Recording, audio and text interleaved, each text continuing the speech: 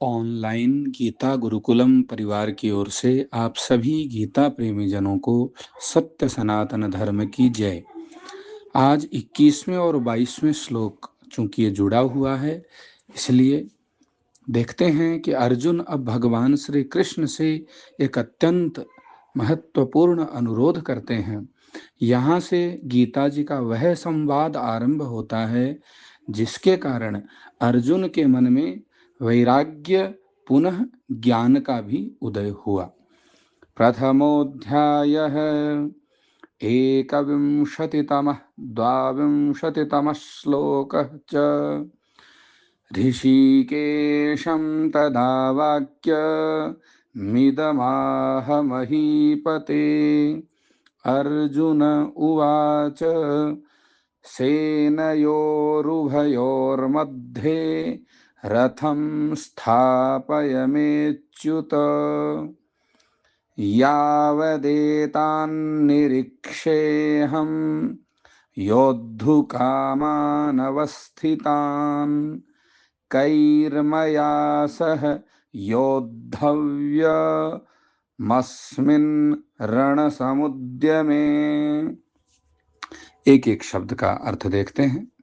ऋषिकेशम अंतर्यामी भगवान श्री कृष्ण को, तदा उस समय जब युद्ध शुरू होने वाला है, वाक्यम वचन बात, इदम यह, आह स्पोक कहा, महीपते हे पृथ्वी के स्वामी, हे राजन अर्थात संजय धृतराष्ट्र से कह रहे हैं। सेनयोः उभयोः दोनों सेनाओं के, मध्य बीच में, इन द मिडल, रथम रथ को, स्थापय स्थित अथवा खड़ा कीजिए, प्लेस स्टैंड।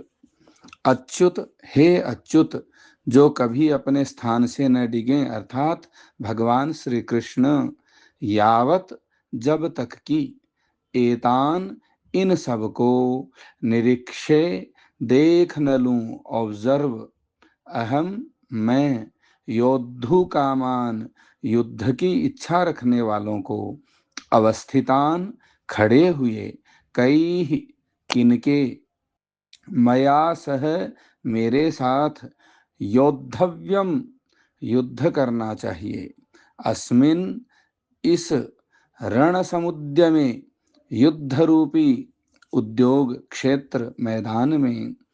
भावार्थ डिटेल्ड एक्सप्लेनेशन। महीपते धृतराष्ट्र के लिए संबोधन हुआ है। गीता जी को सुनाने वाले संजय महल में बैठकर राजा धृतराष्ट्र को युद्ध का सीधा दृष्टांत हाल श्रवण करा रहे हैं। यहाँ संजय धृतराष्ट्र को महीपते हे पृथ्वीपति कहकर संबोधित करते हुए कहते हैं कि हे राजन, जब युद्ध भूमि में शस्त्र चलने ही वाले थे तब पांडुपुत्र अर्जुन ने अंतर्यामी भगवान श्री कृष्ण से ये बात कही। यहाँ श्री कृष्ण का नाम ऋषिकेश कहा गया है। इसका अर्थ है इंद्रियों के स्वामी अथवा जो सबके मन की वार्ता बात को जानते हैं। संजय धृतराष्ट्र को यह संकेत कर रहे हैं कि अर्जुन भले ही अपने नेत्रों से सेना को देख रहे हैं, किंतु उनके सारथी श्री कृष्ण सबके मन की स्थिति भूत भविष्य को पूर्व से ही जानते समझते हैं। श्री कृष्ण का नाम अच्युत भी कहा।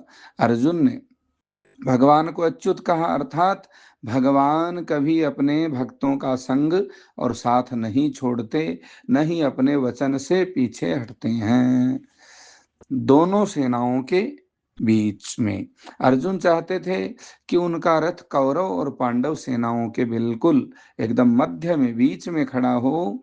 वे यह देखना चाहते थे कि वे कौन लोग हैं जो अधर्म का साथ देने के लिए यहाँ खड़े हैं। अवलोकन ऑब्जर्वेशन। अर्जुन बिना सोचे समझे युद्ध प्रारंभ नहीं करना चाहते थे। वे स्थिति को अच्छी तरह से समझना, भांपना, देखना चाहते थे कि उन्हें किन योद्धाओं का सामना करना है। बच्चों के लिए सारांश। प्रिय बच्चों, यहाँ संजय जो धृतराष्ट्र को मैच की ताजा अर्थात लाइव कमेंट्री सुना रहे हैं, कहते हैं हे राजा धृतराष्ट्र अब ध्यान से सुनिए। उधर अर्जुन अपना धनुष उठाकर हमारे सुपर कोच भगवान श्री कृष्ण से कुछ कहने जा रहे हैं। ऋषिकेश अर्थात वे जो आपके मन में उठने वाले हर विचार को बिना बताए ही समझ जाते हैं। अर्जुन अपने उन्हीं प्यारे सखा और गुरु से अपने मन की बात कह रहे हैं। विचार करें, आप एक बहुत बड़े क्रीड़ा मैदान में, फुटबॉल मैच के मैदान में हैं और मैच शुरू होने से ठीक पहले कप्तान अर्जुन अपने कोच श्री कृष्ण से कहते हैं, हे अच्युत अथवा हे सर, जरा मुझे मैदान के बीच में ले चलिए ताकि मैं देख सकूं कि दूसरी टीम में कौन कौन है और मुझे किनसे युद्ध अथवा मुकाबला करना है। यह हमें सिखाता है कि किसी भी बड़े काम को प्रारंभ करने से पूर्व हमें अपनी चुनौतियों को, चैलेंजेस को ध्यान से देखना और समझना चाहिए। आज की सीख, निष्ठा एवं ईमानदारी से बात करना। जब हमारे पास श्री कृष्ण अथवा माता पिता जैसे मार्गदर्शक, कोई शुभ चिंतक गुरु हों जो हमें अच्छी तरह से समझते हैं, तो हमें अपने मन की शंका, दुविधा अथवा इच्छा को उनसे स्पष्ट कह देना चाहिए। अर्जुन ने भी अपने मन की बात भगवान से बिना किसी संकोच के कही। प्रैक्टिकल इंसाइट, तैयारी और योजना। किसी भी कार्य, परीक्षा, प्रोजेक्ट में लगने अथवा कूदने से पहले हमें देख लेना चाहिए कि हमारी बाधाएं क्या हैं। हड़बड़ी में काम आरंभ करने से त्रुटियां अथवा गलतियां अधिक हानिप्रद हो सकती हैं। दूसरा, ईश्वर, भगवान पर भरोसा। जैसे अर्जुन ने अपने रथ की कमान भगवान के हाथ में दी थी, हमें भी अपना काम पूरी मेहनत से करना चाहिए और मार्गदर्शन के लिए ईश्वर पर भरोसा रखना चाहिए। पुनः संत, ग्रंथ, मंत्र, भगवंत कृपा संदेश को घर घर पहुंचाने के निवेदन के साथ, जय श्री कृष्ण।